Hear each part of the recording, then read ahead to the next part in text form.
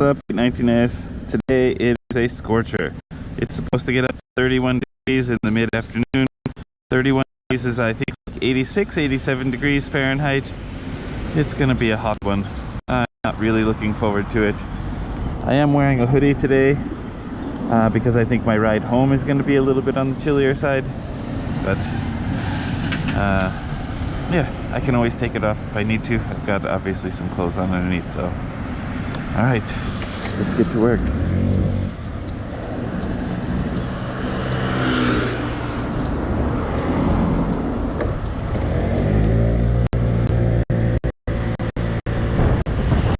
There are two cars for $1,000 now.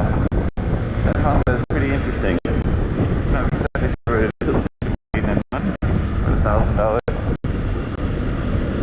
That's with the shotgun too, which is kind of surprising.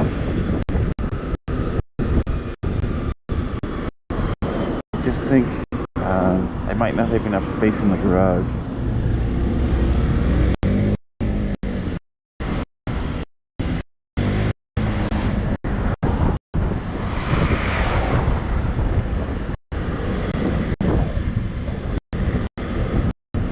So a few coworkers have been doing Duolingo. I heard from another coworker who is basically fluent in Japanese that Duolingo is good. In that coworker's case, he some kind of Japanese speech, I believe. I don't know. I heard that a long time ago, and he has a Japanese wife and a son, and they speak Japanese and English in the house. So I think his Japanese is basically fluent. But he said, I said, Duolingo is just for like super beginners. It's not really that useful for people who are a little more advanced. And he said, no, it's changed. They have the courses expand advanced, or it can get advanced. So I decided to give it a shot. And like I said, two other coworkers are currently using the same app. So last night I decided to install it. It's good. I think it feels like, I don't remember exactly because I think mine said set up in 2013. My account was set up in 2013. I haven't gotten the overnight too, and it was when my life was completely. But yeah, I think it was interesting. It goes through. It does a lot of reinforcement for the words that you're learning. It does make you read Japanese characters in Japanese. You set the settings right, so I'm not using Rosie or English letters. Better.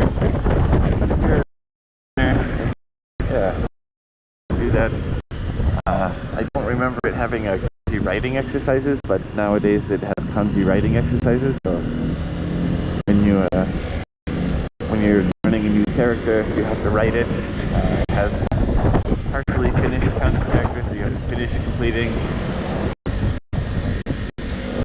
I'm on one, and I have one streak. Set it to try to do the max. Not legal. To do 50-day streak so I can get some bonus points or something like that. And yeah, it goes. Where stop. All out to force myself to push beyond what I actually had to start at level 2.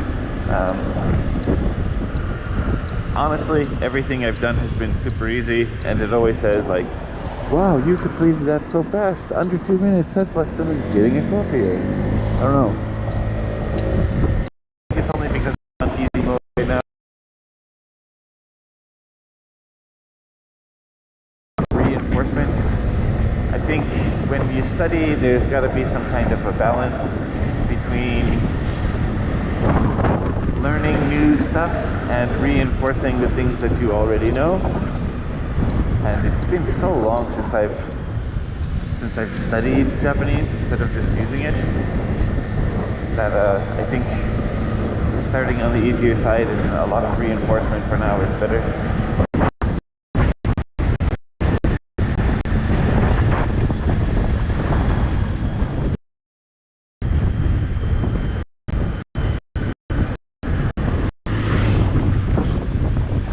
How about you? Do you use Duolingo?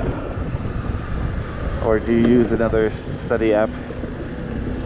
The one that's recommended for Japanese students all the time is Anki. I think I've tried giving it a revisit recently, but I just don't. I mean, I get the spaced repetition system, and I think that that's really miraculous because the guy who wrote Super Memo discovered the forgetting curve, or used the forgetting curve in order to optimize reviews so that you're not wasting time and you can cram a tremendous amount of information.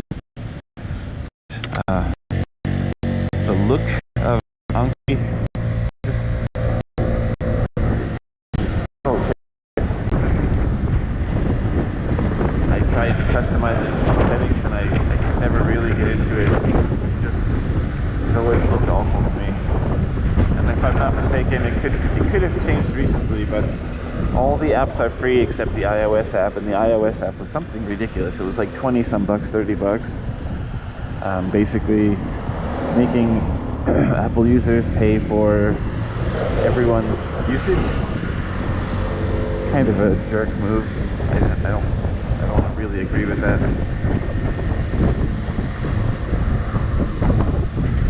I wonder what this Nissan Mafesta is in front of me. It's got 3 antennas on the back. 2 of them seem to be something he added. The third might be something he added too, because I can't picture Nissan putting a antenna on the driver's side and not centering it to make everything kind of symmetric. Does he have some kind of special radio or something in there? Very rarely, but I see cars like that, and I always wonder what it is that they're doing. I don't know if you noticed, but that woman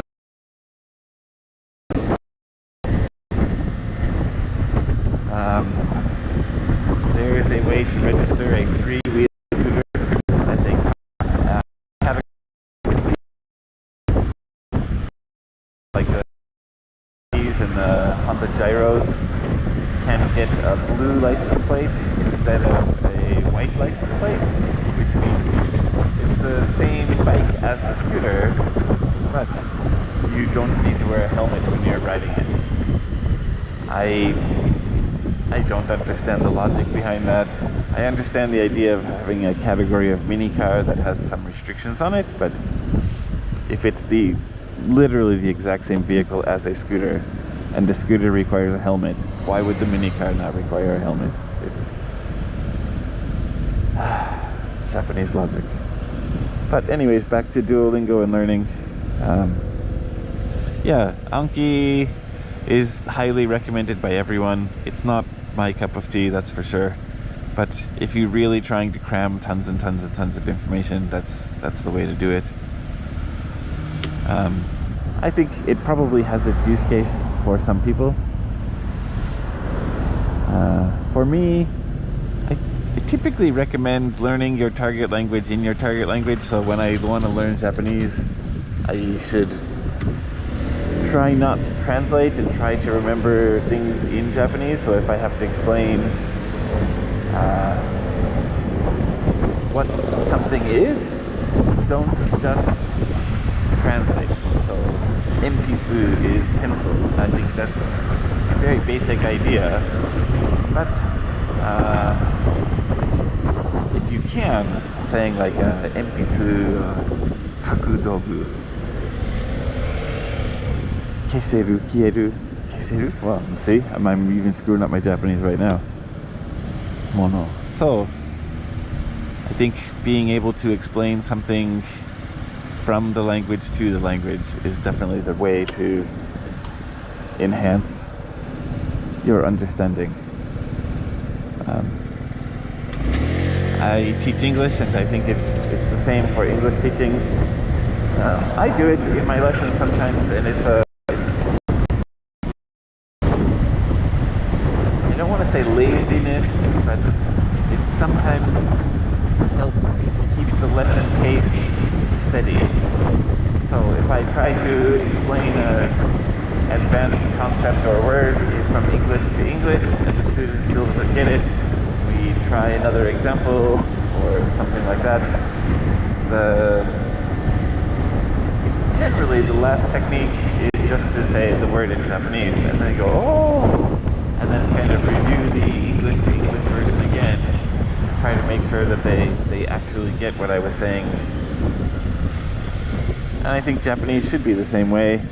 I think most people end up translating everything always at every level. When you get to B1 or B2, C1, C2, and the CFR, people are still kind of translating. I tend to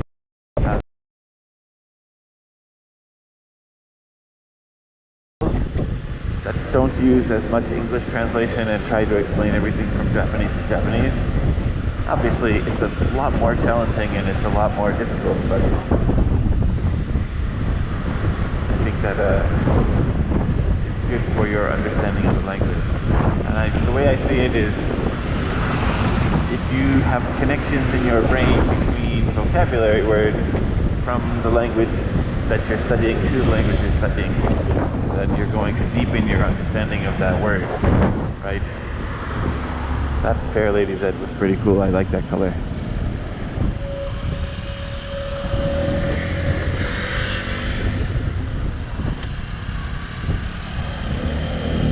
I thought the scooter was going to go around that bus, but it didn't. The Hilux also is not going around everybody.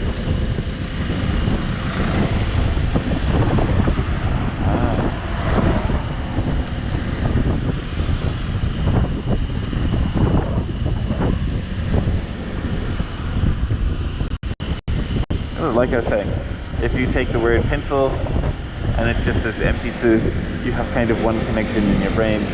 But pencil is a tool that's used for writing. It can be erased. Some things I don't know how to say in Japanese, like it's made of graphite, so I don't know what that word would be. Maybe it's not the most important word for me to remember, but like I said, the deeper understanding is definitely the better way to learn.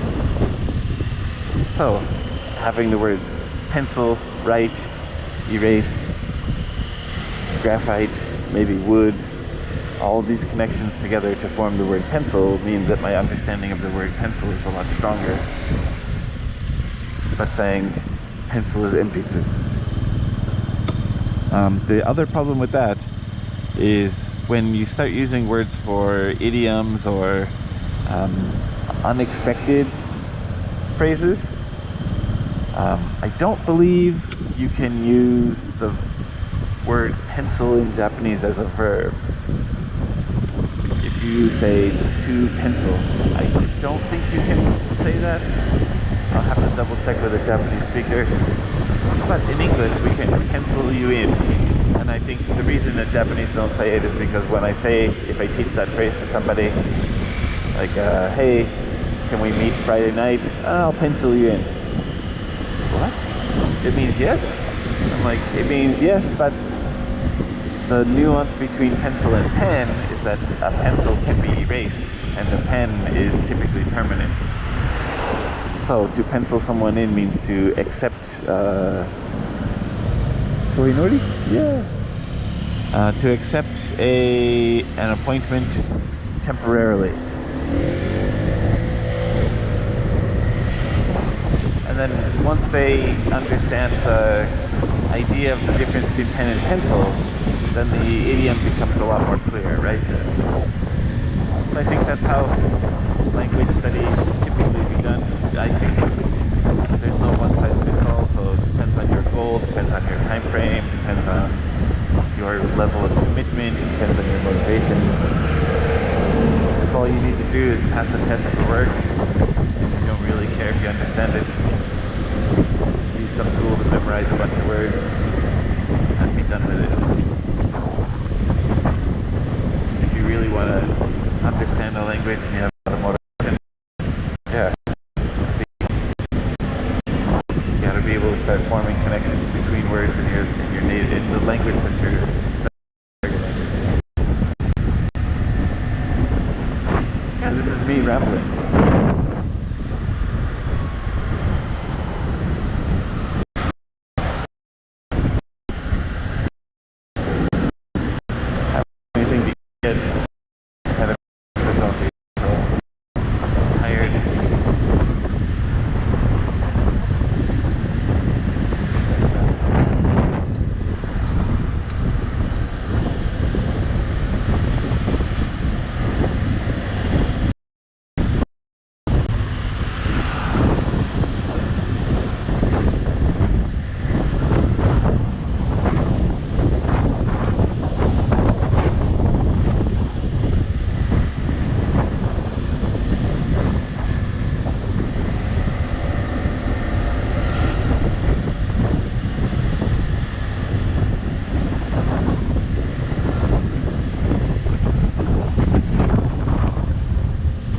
if I bring that back to translation, Duolingo, I think because I'm on the lower level, and I do have a feeling that it's going to continue all the way to the end. But because I'm at the lower level, there's a lot of translating going on. So I live in Tokyo. Tokyo ni sundeimasu. Something like that. And like, for low-level students, I think it's not bad. But intermediate and high-level students should be able to understand the word, because if you don't, it means you don't have a true grasp of what the word is. So when it's used in other contexts, you have trouble grasping what the meaning is. And I see low-level students struggle with this all the time. There's a word that's used in a more idiomatic, or maybe just a less common usage, not even necessarily idiomatic usage, and they just can't grasp the concept, they can't understand the idea. And I think it's because you have to have a feeling for what the word is. These days too, I'm on more of a kick of input, lots and lots and lots of input. I haven't tested the idea yet, but I think if you watch or listen to a language as much as you can, without subtitles and stuff like that, it gets you aware of the sounds of a language so that you can potentially output it more smoothly.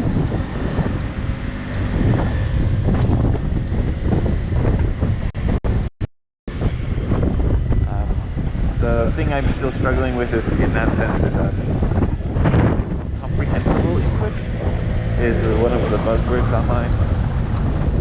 And I say buzzword online, but it's been part of language study and language acquisition for so long.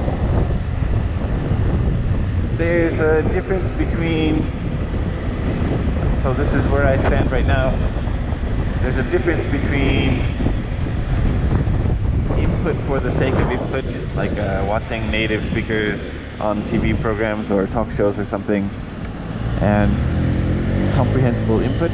Comprehensible input should be something more for listening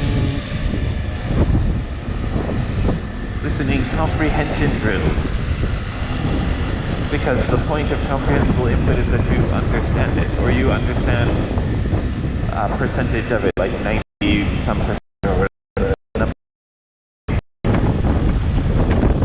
And then there's just maybe 0, 1, 2, 3 words that you don't know, and then you have to use the context to figure those out.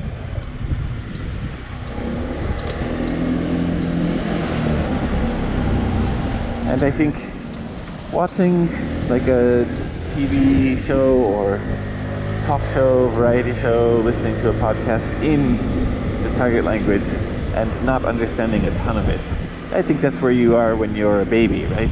You can't quite understand because you haven't learned the concepts yet. I think there's a scooter behind me that's trying to pass me, and it's driving me up a wall because he almost forced me to crash into somebody. Anyways, I reached the end. I'll talk about comprehensible input another day if people are interested in it. Alright, take it easy guys. Get out there, stay cool, and ride safe. See you next time.